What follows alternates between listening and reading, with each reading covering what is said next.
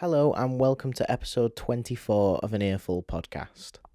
On this episode, we are joined by Ryan McCombs of Soil and Drowning Pool. We caught up with Ryan in November of 2019 on his acoustic tour. We go into how the decision of an acoustic tour came to be, previously touring with Static X and living in the UK and much more. Before I let you enjoy the episode, don't forget you can still get your tickets for Raiders and Cutting Teeth tour. We'll be there in the Manchester date. Make sure you go get your tickets. And don't forget you can also get your tickets for the Burn It Down Festival. More bands will be announced shortly, so get your tickets while you can. Anyway, back to the episode. Enjoy this one. This is Ryan McCombs. Greetings and welcome to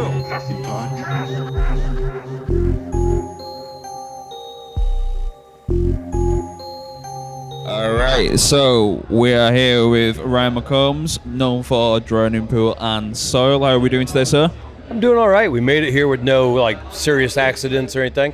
I wasn't really sure because the driver actually ran into something in the parking lot of the place where we rented the van at to get up here. Yeah. So I didn't think that was a good start, but we did make it here with all of our limbs and all that. So No damage to the car or anything, or minor. Nothing that won't buff out. No. It'll buff. It all buffs. That's not bad, not bad. Have you been in Manchester just for today? Did you stay overnight or? Just overnight, yeah. Just for the show tonight, and then on to York tomorrow. Oh, cool. So, you've obviously just come off the tour with Static X. Yes. We managed to catch you when you last played in Manchester. It was insane. The atmosphere was amazing. How did you find that tour? That was a great tour. I mean, it was fun because we go back with Static so long ago. We did tours with them back in the early 2000s with Wayne and everything, so it was cool to be back out with Tony and Ken and just seeing those guys again and hearing them. It was odd the first couple of nights hearing those songs again. It kind of made me feel like I shed about 18 years, but regretfully I woke up the next morning and still had a hard time getting up, so it was just a feeling. It wasn't reality. What did you think of? Do you think it, in terms of some sort of new lineup to it? Do you think that you still held up all the material, like the old stuff from the first album? Oh, absolutely. Zero did a great job, night in and night out. Yeah. And you're talking about Ken J and Tony and I'm not going to butcher the guitar player's name, which I will if I try. So, but those guys are just lovely human beings to begin with. Totally. Hearing them, they were spot on every night. Like we said, because when we reviewed the album back when we did a previous episode with the guys, and they mentioned as well, it was literally like going back to a throwback to early 2000s. Just the atmosphere of that show was just unreal. It was just raw, pure energy from it. It was amazing. It was an awesome experience to be a part of it. Yeah. Totally. So, what was the reason behind doing an acoustic tour, and how does it compare to touring with Soil? It's something that I've always wanted to do. I've toyed with the idea for 15 years. So you've never done it before? No, this is the first time that I actually got brave enough or dumb enough, or the combination of the two, to actually try it. And we did a handful of shows at the beginning of the year that ended up just being everything that I wanted to get from it, the response. The response that I heard back, the response that I saw online was exactly what I was looking for. People were saying, I've been listening to this music for 20 years, but I feel like I heard some of these songs for the first time. Because the songs are completely broken down. I mean, you'll hear it tonight. It's not metal. It's these songs that I've been playing for 20 years plus. But they're done in a way that, for me, is really cool because I can kind of express the lyrics in a different manner. I was going to say, does it bring a lot more meaning to the song, for yourself? Maybe not more meaning, but different. I can kind of get more connected to this. I've been singing these lyrics for a long time. And as much fun as you have live on stage with Soil and in the years I was with Drowning Pool, it's cool the fact that people give me the time of day and come out to the shows, and I get to do this for a living. That's awesome. But then to do these songs in a completely broken down manner, in a way that hits me in a different way, and be able to share that and some of the stories behind some of the songs, it's a really cool atmosphere and really what I was hoping for. So it's been cool. Yeah. I think if I tend to find like with our band, like when we've done like alternative and different versions of our material, like where we're just playing it acoustic and stuff like that, just having that difference gives it a new look of paint. Right. Even just like putting it in a different part of the set and how it flows from one song to the other and stuff like that. I think that difference definitely gives it sometimes a bit of new life and stuff like that. It does. The weird thing for me was doing this at the beginning of the year, then going and doing the Static X tour. Yeah. And I caught myself like the first show, like the way I deliver the lines are completely different now in the acoustic versions. Yeah. So I found myself like opening my mouth and my head was still stuck in acoustic mode. I was like, oh, that doesn't work at all. That doesn't fit one bit. So where was you doing your acoustic shows at the beginning of the year? Was it in the US or the UK as well? Everything's been in the UK. Oh, okay, Yeah. right. I live here now, so it's easier. Right? Yeah. Whereabouts are you down south? Are you Swindon. All right. Okay. Yeah. Cool. I always wanted to retire in England. I always thought I was going to retire in York someday. Yeah. But then I met a lovely lady that was dumb enough to actually marry me. And it's amazing because she's actually a brilliant person, but somehow something got twisted in her head and she said yes. and I ended up moving to Swindon to England a lot quicker than I ever thought I was. Right. Did you feel like it was a big change? Obviously, it's about saying the obvious way. Did you say like in terms of like scenery, environment, stuff like that? I've been coming over about once a year for the past 20 some years touring. Yeah. So that's why I knew I always wanted to end up in England someday. So I love the atmosphere. I love the people, really, just the attitude. And it's so weird for me because it's like all the UK could fit in Texas, I believe. Yeah, it's crazy, yeah. But yet there's so many different accents and everything. Yeah. I started managing bands when I first came over to live, and one of the bands I was working with at the time was from Wales. Right. And holy... Yeah, it throws you off. They would come in and they'd see the confusion on my face and they'd look at each other and be like, slow down. Yeah. And the slang is so different from one location to another too. Yeah. It's like completely different slang. And I'm just learning one thing and all of a sudden there's new crap being thrown at me and I'm like lost completely. It's like town to town, there's like a different dialect and different meanings for certain words and stuff like that. It makes me feel really old because I find myself aged at this point in my life. And so I hear like the young kids today saying all this crazy stuff and trying to go, okay, I think that's what they mean. And then I come over here and talking to somebody from Wales or Scotland or Ireland, and it's just like completely different slang, and you're just going, yeah, I'm stupid. Even the change from like further down the UK to like north. Our drummer is from, he's from up north here, where I can't remember. I couldn't even say it because when he says it, it sounds like he's just coughing up a hairball. I don't even. Is he from Liverpool? No. That is unique, though. Yes. Yeah. I can't remember what it is. Anyway, even he said something about his car today. Right. But I don't think he said car at all. It was car. He sounded like he was from Boston for me. It was weird. So do you see a difference in crowds as well, like compared to like the US and the UK? Or Absolutely. Yeah. I mean, the UK has always been great for Soil. Yeah. It's been a neat experience for me through the years because Soil was bigger over here and in some parts of Europe than they were in some parts of America. Yeah. And then Drowning Pool was much bigger in America than they were over here or in some parts of Europe. Yeah. So I've gotten to taste the best of both worlds through the years. Well, that's good. I've always known like Soil to be obviously a well-known band. Like, so I remember like one of my first memories that we went to like a party or something like that, and then Halo was on in the background. I was like, damn, who's that band? That's so good. Oh, cool. Thank you. And then from then it was like, oh, I need to find that band, and looked into them, and they were always like, Soul was always present, and obviously the material like you made then, and then going into Drowning Pool and stuff like that. So it's always been a prominent thing. So it's strange to think that Soul is like obviously like a different sort of audience in terms of in America than in here, like in the UK. It is weird. I mean, I get it because the album came out in America on 9/11, like the 9/11. Right. And so people were scared to leave their houses, let alone for anything, for work, let alone to leave their house to buy an album. Yeah. I mean, I remember we had a sold-out show the day after the release of the album. We had a sold-out show in Toledo, Ohio. It had been sold out since the day the tickets went on sale. Fuck. And it wasn't that big of a venue. It was only like a 600 cap. Yeah. But it was sold out from the day the tickets were available. But yet, because it was the day after 9/11, 3 people showed up to the show. Wow. Whoa. So that was America.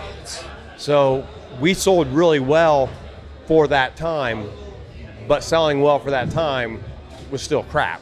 Right. So I understood why it was a hard sell in America, and it took us a while. Yeah. Whereas in the UK, we came over here and our first show was sold out, and it's been that way for us ever since. It's been really cool.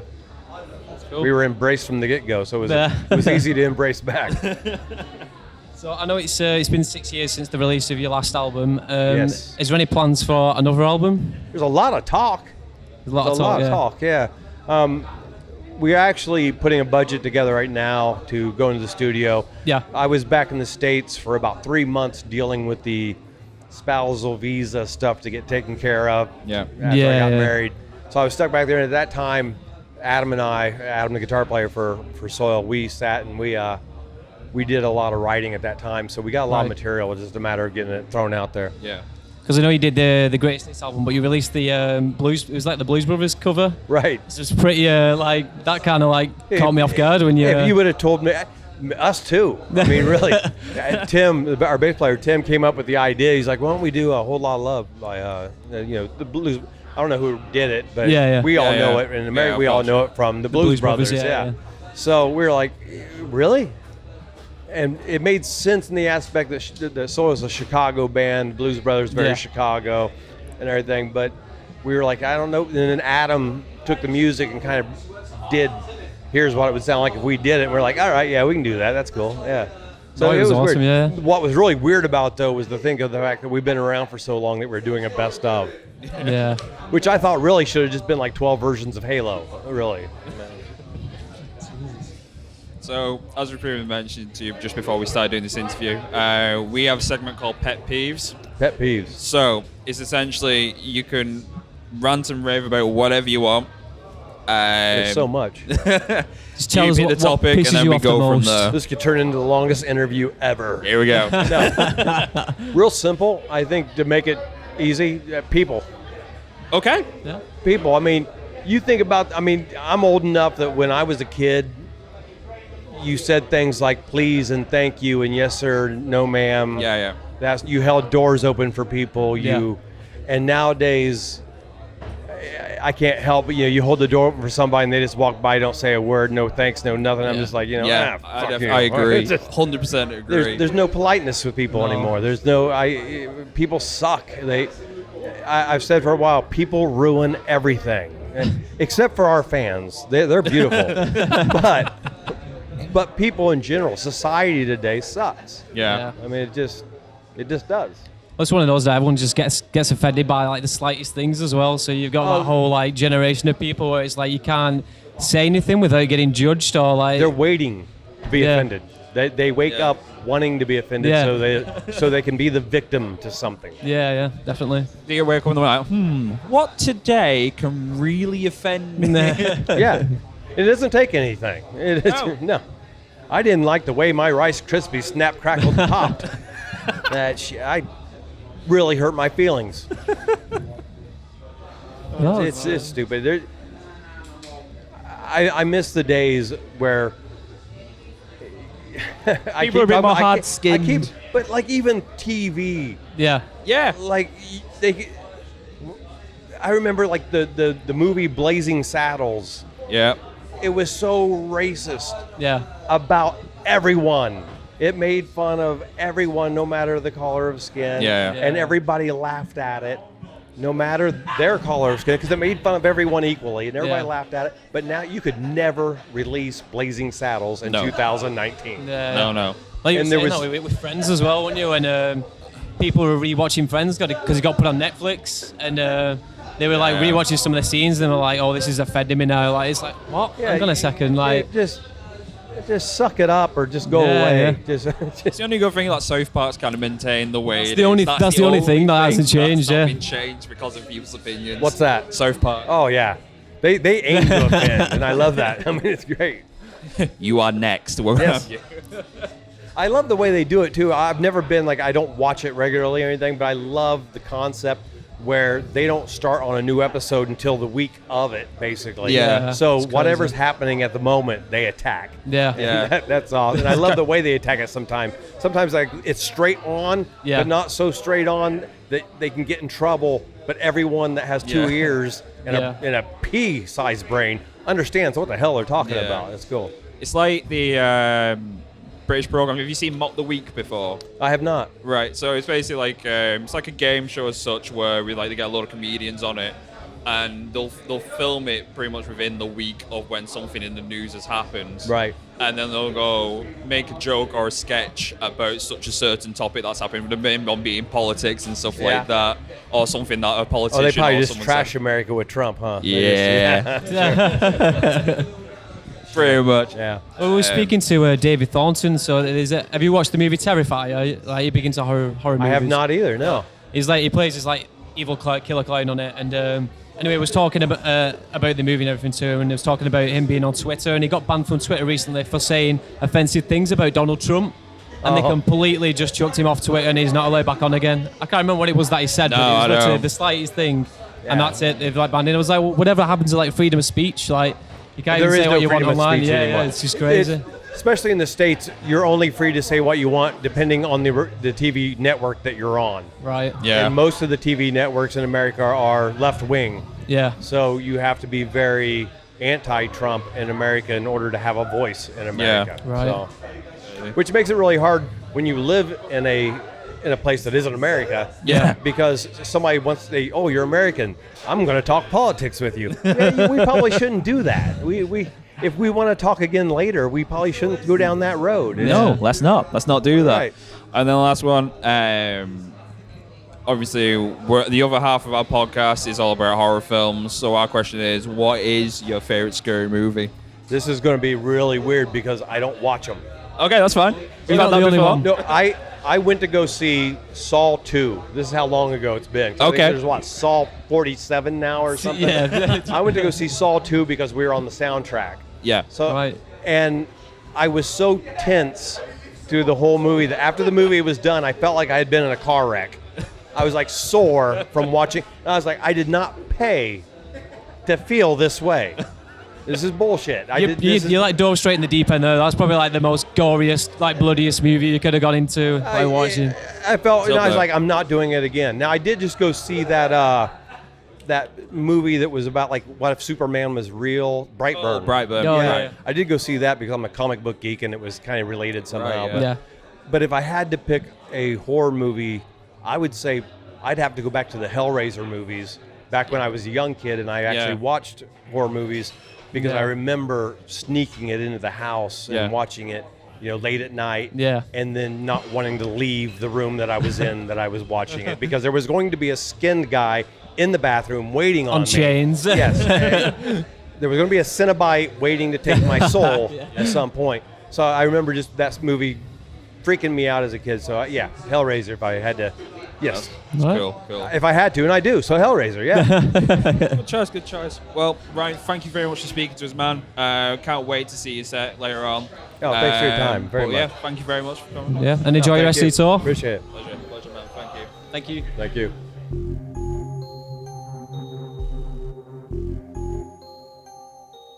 That was episode 24 of An Earful Podcast with Ryan McCombs.